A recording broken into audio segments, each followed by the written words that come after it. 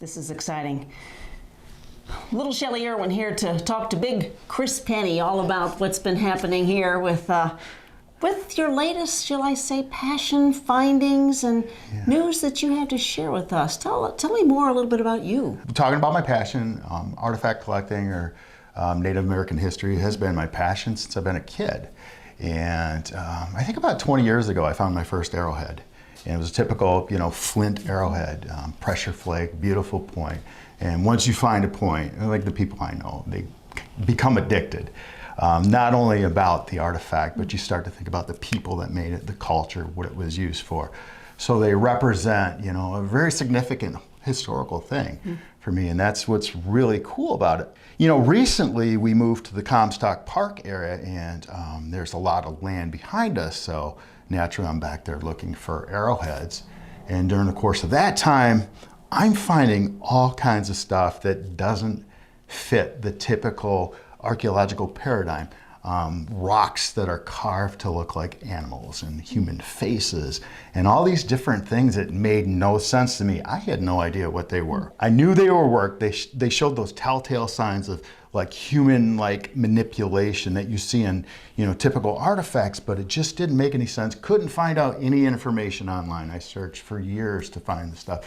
One day the light hit my box of rocks perfectly and I saw this human face that was undeniable. So I started going through them and using and manipulating light to see all these images come to life. As I started to research more, it is called portable rock art. So it's ancient carvings that the natives, we're assuming it was Native Americans, they made into rocks. They're extremely old. We're thinking possibly, 13,000 years old or older. Very large populations congregated over time, starting about 13,000 years or further back, we don't know. So we find this stuff, and when you find an arrowhead, generally you find one or two, and that's it. And it may take years to find them. With this stuff, there's large amounts. You may find 1,000 pieces in an acre. So that's what they did. They made portable rock figures, these ancient people. Yes. Of course, when I think about Native American artifacts, I think about arrowheads, but this is more than just the arrowhead. Yeah. And also, how are you finding these? What's your process? Well, let's start with the arrowheads. We all us collectors probably started with arrowheads, and we understand arrowheads. This is a projectile point, not necessarily an arrowhead. This comes from the archaic era, which was probably 4,000 years before the invention of arrowheads. But what we're looking for are these pressure flakes, where they used a tool to notch out these really sharp edges, so everybody understands that. Okay, in addition, what you'll find are pieces of Native American pottery. This here is a piece of archaic era, 5,000 year old pottery. Now you've had to clean this up and reshape it a bit, yes. Yeah, they're covered in clay, so we got to remove the clay, but we want to make sure we don't manipulate or change the artifact. We just want to get it to a level where people can understand what it is. And then you can tell the age of this because it's very thick. More modern, like Hopewell, the mound builder culture, their pottery is very thin. That was 2,000 years ago. This is 5,000 years ago. This is the first iteration of pottery that the American Indians made. Additionally, we're finding tools like, celts. Some people say celts, but this is a chopping tool for chopping wood. It was probably hafted in some type of wood thing to, cut trees and things like that, carve things, but you can see the sharp edges. And additionally, we find pieces of pipes. But again, the stuff we're finding now doesn't look anything like that. For example, when I first started looking, I was finding these big objects like this. Now that, if you look at it, it looks probably like a rock. Looks like a rock. Me now. Yeah, but as you start to study it, you see that there's a pattern there. You see a head, you see a beak, you see a wing. It's a bird. Okay, if you find one of them like that, you're like, maybe a rock. But if you're in the same site, then you find this object. I see it. Is this the nose? Yeah, that's like a beak. That's an ear. Okay. Right? Wow. And, there's just so many of these beautiful items that we're finding. And as technology increased with these people, they become more refined. So that's more obvious a bird in that design, but it even gets better because as they got even more advanced, this beautiful little bird with this wing is made out of silver. They use copper, they use iron and silver. We were fortunate enough to find this one that's actually made out of silver. Exactly like a bird. Yeah. What are the experts saying? What are the archaeologists saying when we present your findings? Well, they have a hard time with it because, again, it doesn't look like, the hard stone flaked arrowhead. material. Right. Yeah. Yeah. And that's what people look for. They want to see the pressure flakings. The archaeologists that are saying this is insignificant, culturally irrelevant.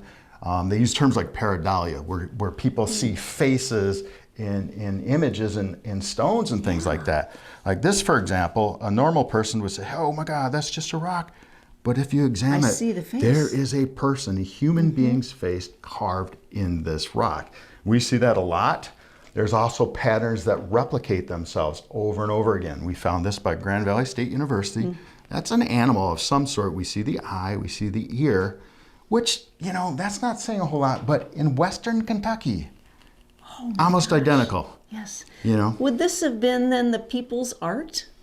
Yeah, it's actually art. They call it portable rock art. It was an expression of American Indian art. Okay, so anyways, we got this beautiful duck, okay? So we're looking at this image and you're like, okay, is that a rock or is that an artifact? Well, guess what? It has a younger soul? Younger sibling. And I look at this little guy and look at that. The same face, right? The same design, the same actual construction. So how they made these, Shelley, is what they did is they found a rock and they carved the rock, usually by hitting a stone on another stone, flaking or breaking off pieces. Then they took clay, they molded it with clay, they fired the clay in heat, and then they polished it with like sand and silt. So there's another example. So you got the mama, you got the daughter, but then you have the baby, the same basic design in this little guy. Would you have found these all together, or again, we're finding patterns in their records, right? Yeah, with these three, they were found in Allendale, in the Sand Creek area. This is called a birdstone. It falls in the birdstone category. This is a 5,000-year-old archaic era birdstone. And this is one of the ones the archaeologists actually agreed, yeah, that is indeed an artifact. Very rare, incredible. Which leads me to ask, what's the goal with these findings? Yeah. With the state of that they're in now, and obviously with your passion. Well, I mean, first and foremost, what is important to me is to gain credibility, to prove to the experts, the archaeologists, the geologists, that these are in fact artifacts. Right now, they consider them geofacts. Geofact is something that is naturally occurring, made by nature. But then secondly, we want to prove our theory that people have been in Michigan, North America, a lot longer. More of the history, more of the story that can be told with this. So right now, the theory is people migrated into the Americas through the Bering Strait about 13,000 years ago. They call it the Clovis First period. We're finding things that probably say that people have been here a lot longer. One of the things that we're finding that occur over and over again consistently, if you look at that, again, you're going to say, oh my God, it's just a rock. But if you ever seen a mastodon or a mammoth, you have a trunk, you have a head, that is clearly a mammoth or a mastodon, which they went extinct about 11,000 years ago. And that's the time frame that a lot of these are coming from. Yeah. And the Pleistocene megafauna, which are the large animals of the Ice Age, came to North America millions of years ago. People followed big game.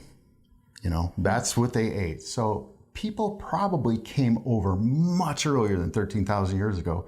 And it's a disappointment that we're not looking at the evidence, because this stuff will rewrite history. And it's really important for me and the rest of us collectors to get that message out there. This is real. These are genuine artifacts, and it's exciting to have, let's say in local and national history. And it must be exciting to know that your next trip in the woods, one may look down and find a piece of history, Chris Penney? If you keep your eyes open, it's certainly possible, because we're walking on this stuff. So it's exciting stuff. It will rewrite history. We just got to get everybody on board and believe that this is real. It's just something that's been pushed in the back, and it's an art form that's been lost. Yes, congratulations on your find, on your history, and the stories shared here.